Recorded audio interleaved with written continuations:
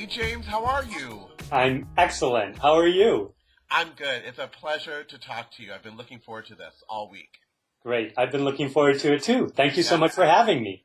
thank you, thank you. For those of you who are joining me, I'm James Singleton, founder of Insightful Voice, a life coaching practice here in Boston.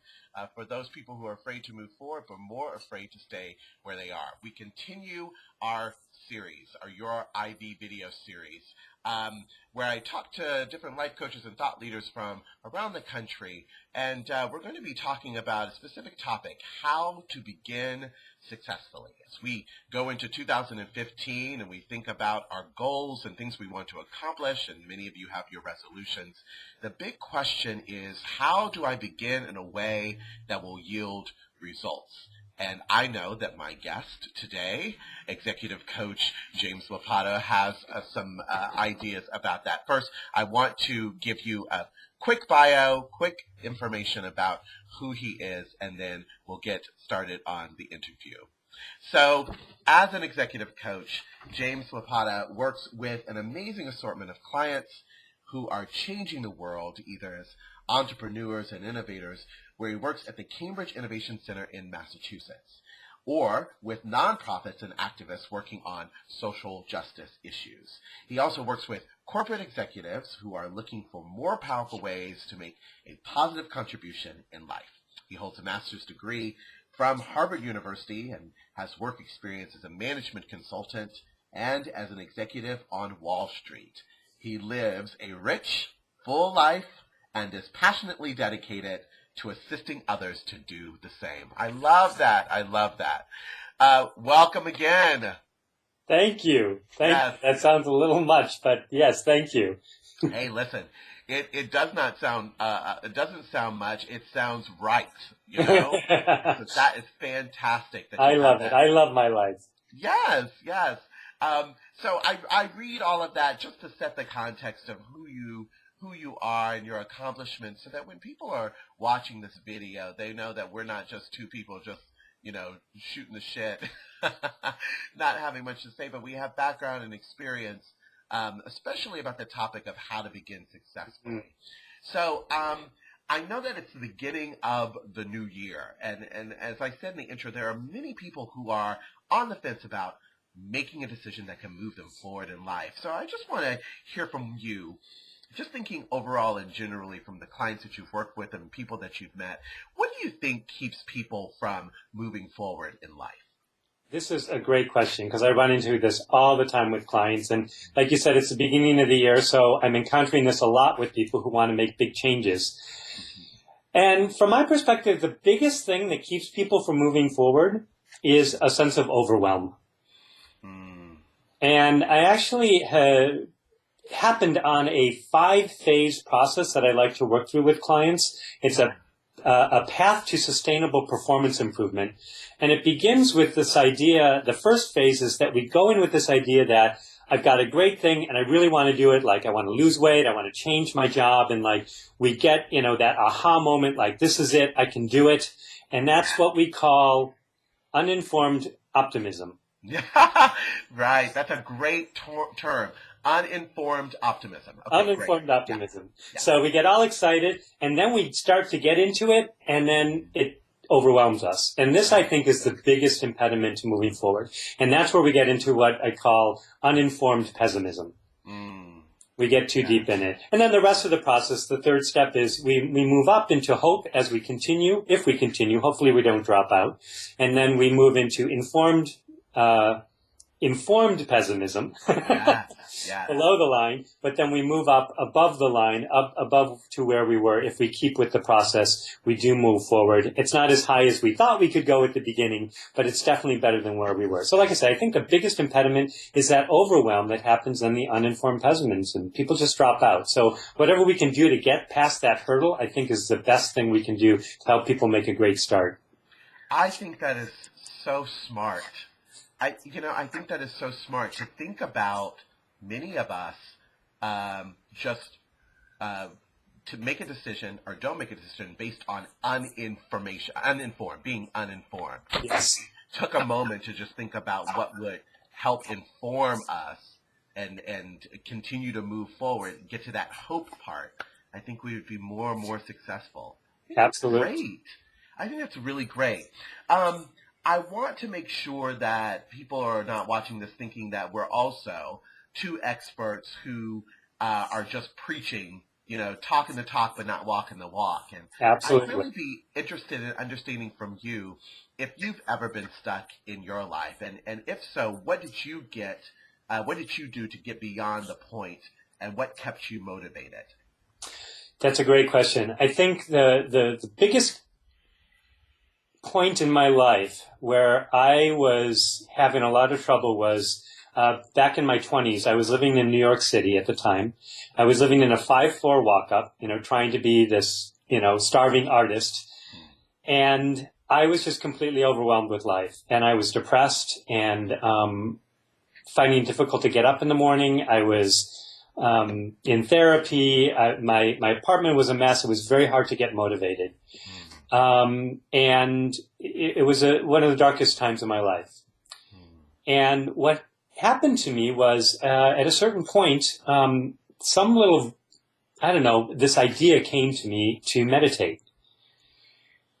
And I did. I started meditating regularly, and actually that's been a practice I've continued for the past, a couple decades now. And what it did was it really helped me just kind of stay centered, going from that uninformed pessimism to kind of sit with what is, so that I could move from an informed place. So you ask what got me out of it was really just sitting still and then listening, and that kept me motivated throughout the process.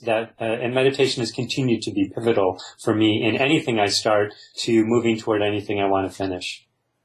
I think it's so important that you make that distinction that meditation is sitting still and listening. I think some people think that meditation is this big, light the candles and find a meditation center, but you can really, the core of it is sitting still and listening. Would you agree with that? Is that? Absolutely. I think one of the biggest misconceptions of meditation that I hear from people is that somehow they're doing it wrong if their mind isn't completely settled. Mm-hmm. If you're noticing your mind is really busy, you're actually doing meditation properly. Because meditation is just noticing what is. It doesn't matter if it's busy. It doesn't matter if it's an aha moment. It could be, but it's just sitting with what is. Moving from that uninformed pessimism to an informed place to be able to move forward into hope. Awesome. Wow. Awesome. So building on what you personally did, what other steps can people take to get unstuck and give their life more direction? I mean, we're really talking about this topic of beginning of the year. I've got the goals, I've got the resolutions, but I don't know how to begin. So just thinking about, other ways that people can get unstuck and give their life more direction. What would you say? Absolutely. I think there are 3 other parts that I find really helpful. The first is to keep that vision in mind. Like I said, we generally begin with this uninformed optimism. We have this idea of how much weight we want to lose, how much money we want to have saved, whatever it is. And so I try to create that vision, draw it out, actually put it over my desk so I can see it all the time. So when I get in the weeds with all that uninformed pessimism, I can look up and say, okay, this is why I embarked on this in the first place. So that's the first thing I do. Yeah. Second thing I do is what I call masterminding, which means bringing in other people into the process. So that could mean looking for other people who have done this before, asking for their guidance. I work with my coach on doing this stuff. I belong to a mastermind group where, we meet once a week and we talk about what's going on and we help each other through those times where it may be difficult. So masterminding is the second thing. And then the third thing is attending to it every day. Whatever I need to do doesn't mean I have to say, I'm writing a book right now. So it's not like I have to write a chapter every day. It just means that I have to look at the manuscript. And if I get to bed at night and I haven't worked on it at all I got to do is look at the cover and I'll know I'll be thinking about it. But to touch base with it every day. So those are my 3 things. Keep the vision in mind, mastermind with others, and attend to it even just for a second every day. I love that. mindfulness and that action part. You know, I'm going to kick off the series with a presentation about my point of view, of course, on how to begin successfully. I can't wait to see it. Oh, it's okay. It's okay. We'll see what happens. Oh, come on. The second part of it is aligned with your part. You call it masterminding. Mine is just it's building a team. There's something about having the support and also accountability partners that help you move forward and begin successfully. So it's so good to hear you say that. I like your term better, masterminding. I love that. I love that we're in alignment, James. Me too. So as I said at the beginning of the video, we could talk forever, but I want this video to be digestible for the people who are viewing it. So I'm going to close by giving you 3 words that came to my mind. I was thinking about 2015, and I get hot thinking about 2015. I'm so excited about what's coming up. Yeah.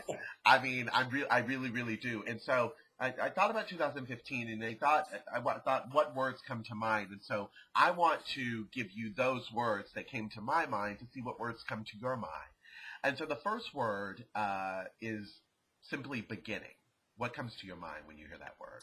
So what comes to my mind is something Zen teacher Shunra Suzuki said, is always be a beginner. Always be a beginner. He said, in the expert's mind, there are few possibilities. In the beginner's mind, there are many. And so I try to approach everything as a beginner, and it keeps it new and fresh. That's great. I love it. So even in July, in the middle of 2015, begin. Yes, that's so good. I know, right? Yeah. The second word is fear. Fear. I think fear gets a bad rap. I think that fear has information in it. And that sitting with fear, like the meditation, can bring up information and can be helpful in terms of information, in terms of how to move forward. I don't like simply dismissing fear because that, when you suppress something, it comes out sideways. I like to work with fear. So that's the first thing that comes up to mind. Don't be afraid of fear. Right. It's so simple. Don't be afraid of fear. I love that. I think that more people don't realize that fear is a teachable moment. Yes. That if you can walk through it. I love that language. Yep. Yeah. Or if you can walk through it or just recognize it for what it is, you do know that fear and failure too is not going to defeat you, and actually is going to empower you and elevate you. Yes. Once you get through it. So that's fantastic. This is not really a word, but I'm going to give it to you anyway. It's a number. Okay. 2015. What comes to mind? Let's do it. That's what comes to mind. Bring it on. Let's show 2015 who's boss is what comes to mind. Who's boss? Drop the ball. Bring it on. I love it. I can't wait either. I can't wait for people to see this conversation. I think you made so many rich points. I am so excited to hear what people feel after they have heard what you had to say. For those of you who are interested in learning more about James or even contacting him, I'm putting his information at the bottom of the screen that you will see. Thank you so much, James. Thank you so much for having me. Yes. I love it. And have a great 2015. Oh, I can't wait.